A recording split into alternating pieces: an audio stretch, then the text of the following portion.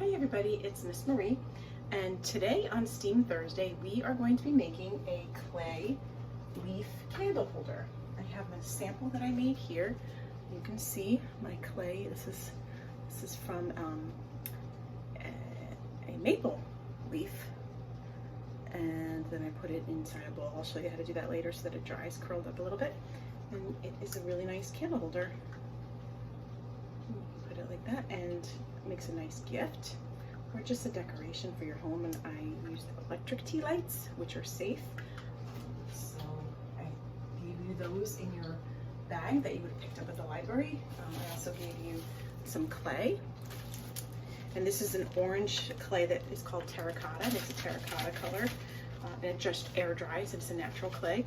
I have a rolling pin. Each of you got a rolling pin, and each of you got a plastic knife to cut out your shape. And you'll need to go outside and find a leaf. The first time I did it, I found a maple leaf. Today I'm going to be using this oak leaf. This is actually a pin oak. The pointy tips on the leaf tell you that. Pin oak is native to New Jersey. And I'm going to be making this into the candle holder today using my earthen clay. And it's really neat. I like this particular one because you can actually see it changing colors. You can see the green. It's a lot less green left in there, and some brown, and maybe a few other colors. Yellow are starting to get in there. And that is because the days are getting shorter and there's less sunlight. And the green is made by the sunlight reacting with the leaves to create chlorophyll, which is food for the tree. But right now, since we're getting into fall, a lot less light, so a lot less green, and eventually the leaves will die and fall off, and you'll be able to pick them up, like I did this morning, picking this one up. You're gonna want a leaf that's not too dry, because you don't want it to be too brittle when you push it into the clay. And now let's talk a little bit about the clay. The clay that I've given you, I gave you plenty, is very soft and has a lot of what's called plasticity. That means you can mold it and shape it, and then eventually you'll let it dry, and then it won't be plastic anymore. It won't have plasticity anymore, because if you drop it, it'll break, right? So then it won't be able to do that. But for now, the clay has a lot of plasticity. That's because the clay particles, they're natural. This occurs out. You can find clay. Almost every home has some clay in their soil. Clay also grows along riverbanks. It forms.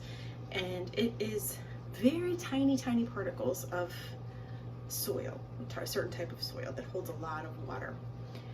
And that's why it holds this nice shape. And when it dries, it forms a really nice, I'm making a bowl as I'm talking to you. It forms a beautiful color. This particular type of clay will dry to this orange color. And you can use it. Terracotta clay is probably the oldest clay that humans have worked with. They found terracotta bowls that are thousands and thousands of years old. In China, there is a terracotta army. It's a whole bunch of little statues of soldiers made out of terracotta, and it's lasted for over 5,000 years. So this stuff is, it's pretty strong as long as you don't hit it real hard or drop it. Once it dries, it will stay, it'll keep its shape a really long time. So I'm gonna turn the camera down so you can see me. I'm gonna start working on this. What you're gonna need from home, I'm gonna turn this down like this so you can see, is you're gonna need a little bit of bowl of water. You're gonna need some kind of a tray or something to roll it out on. I don't want to roll it directly on my countertop because this clay does stain a little bit. I don't think it'll stain permanently on my granite, but I don't want to try it. So I'm going to do it on this plastic instead, because that will come clean. I can scrub it off and it will come clean. You could even do it on maybe a piece of wax paper, a cookie sheet, something like that. So we're going to take our clay. You might only need half of it, because I used half for my other one, and this is my other half. You're going to push it out with your hands a little bit first, like I just did. Flatten it down a little bit. Then you're going to take your rolling pin, put it on top. And I like to use the palm of my hand to go like this. And just roll this back and forth. You don't have to push too hard at first. Just getting it rolled out. You can move it and roll in the other direction. You can use both palms if you start to get comfortable at it. Keep on going. And I didn't really measure it, but you can see I've rolled it out pretty thin. Let me hold this up again so you can see it. And I did my maple leaf. That's pretty thin. I want to say like a 1/16 of an inch. So you're gonna roll it out pretty thin. I'm gonna know mine is ready when I can fit my leaf on there. But if you have a smaller leaf, you could probably have to roll it out thinner or just use a smaller piece of clay. I don't want it to be too thick. Okay, let's see. Can I fit that on there? Pretty well, yes. I don't need the whole stem on there. So now I'm going to push this down into the clay. I'm using the, you know, let's go this way. I'll roll this out again. I'm going to use the back part of the leaf because the stem is much stronger there than on the front. And I want to get all those nice lines into the clay. So let's see. There we go. And I'm going to just roll it a little bit with my hand. Push it down a little bit with my hand first. Push the leaf into the clay. Then I'm going to take my rolling pin and gently roll over it to get all those impressions, all those nice lines that are on the back of the leaf, all those veins they're called. I'm going to roll them into the clay. Run my finger along it a little bit just to make sure I get those nice veins in there. Okay, then I'm going to take my plastic knife, and you can start cutting anywhere. I'll start here at the stem. And the stem part, I want to make sure I go a little bit wider than the actual stem because otherwise it's going to be so brittle and it'll easily break off. And you can even use like this serrated part, this jaggedy part of your knife to cut out your leaves. This one I got a little bit too big. So you see, I'm starting to do the cutting and then I can break it apart, take it apart from the leaf part. I'm going to keep on going. Around and around. This is really nice, and I think most of you are going to have enough clay to do two if you'd like to. So now that I've done that, I'm going to take away this extra clay that I don't need. I don't really need that much of that either. There we go. And I'm just trying to get the basic shape of the leaf. It doesn't have to be perfect. I do like that this is an oak tree though, because that is I believe that's the state tree of New Jersey. I'll try to get some of those pin oak pointy parts in there. But you don't have to do all of it. Just get the basic shape of the leaf.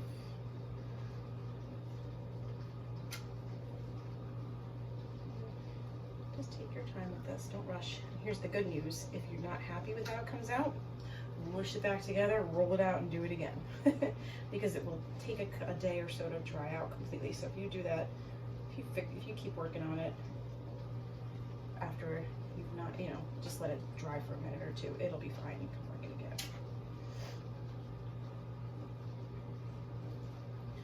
So I'm just going to patiently take away all this extra clay that I don't need anymore.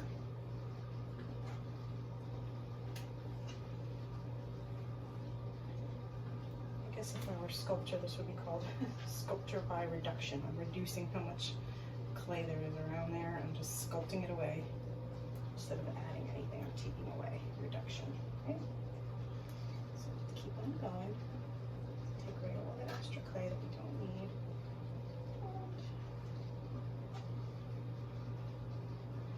And making sure that I have kept those nice leaves, veins in the leaves that I pressed in there, because I want to make sure I get that.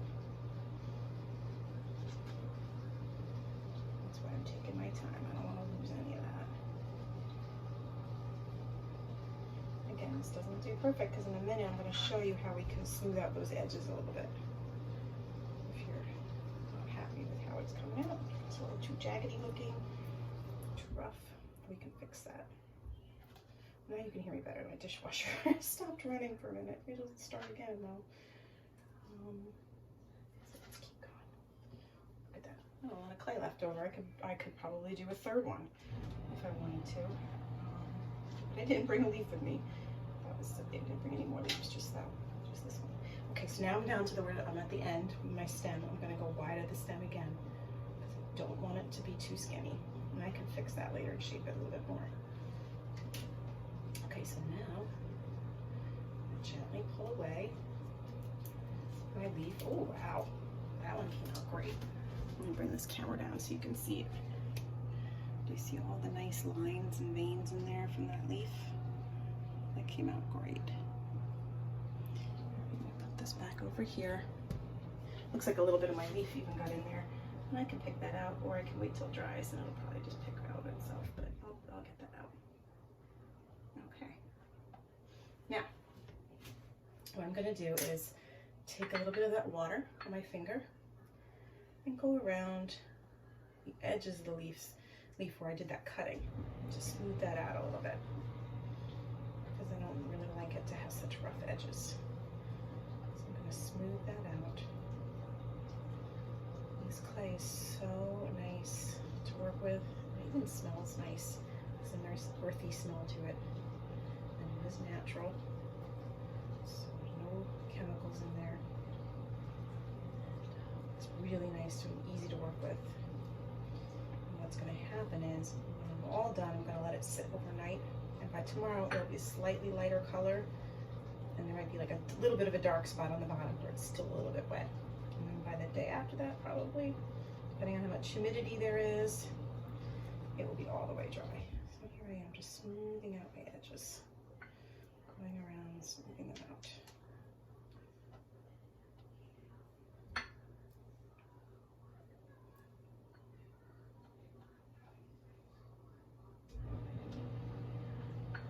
Let's get that part out. Okay. Now at the stem part, you want to make sure here is strong so it doesn't break off. So you can put a little bit of water there. And I even am going to pinch my stem just a little bit skinnier so it looks more like a regular stem. All right. There we go. So now what I did, you don't have to do this. You could leave it just like this to dry, or move it to another place, and on another surface that's hard like this, and let it dry. Or you could do what I did, which was to take this bowl, any kind of little small bowl, smaller than the leaf, and put the clay in there. Now the only part I would warn you about is to make sure that the stem part is inside the bowl, because otherwise it's going to dry in the wrong direction. Now this one is actually really big, so I might have to use 2 bowls for this to support it. I might have to do 2. Because however you have it to dry is how it will dry. So like this one had fit all the way inside the bowl so that it got curled up. You can see that. This one is a little too big, so I don't know if I can do that, but I'm gonna try it anyway. I'll leave it like that and let it dry, and then that part will be, but you can leave it flat too. Leaving it flat is completely fine. I've done that before with a leaf and just had it flat, no curly sides, and that's really nice too. And either way, once you put your candle on there, it's a beautiful little candle holder, and it dries a really pretty fall color. And that would look really nice on like a Thanksgiving table, or you could give it as a gift. And that's that. So that was our day today. We made terracotta leaves that we can use as candle holders. And then as you can see, the terracotta clay was really easy to work with. The leaf collecting is fun. Try to identify your leaf when you go out there. I happen to know which one was a maple versus an oak. There are lots of other trees out there too. Let's see, right now I have a tulip tree at the top of my block that's losing some leaves. That would have been neat. That they're actually shaped like tulips, the leaves. There are sassafras leaves that look like somebody's hand in a mitten. Those are really neat. So you could find some different ones out there. You could probably even use pine needles. Might get stuck in the clay, but you could try it, because you know what? If you don't like it, pick it out, start again. As you can see, my hands are full of clay. I'm going to wash them off. It comes right off, soap and water. You can use a nail brush too if you need to. And that's it. So next week we are going to be reading crab cakes and learning about how we can keep the oceans cleaner. Okay? So have a great weekend. Enjoy making your clay leaf. And if you want to send me a picture, I would love to see how they come out. Bye.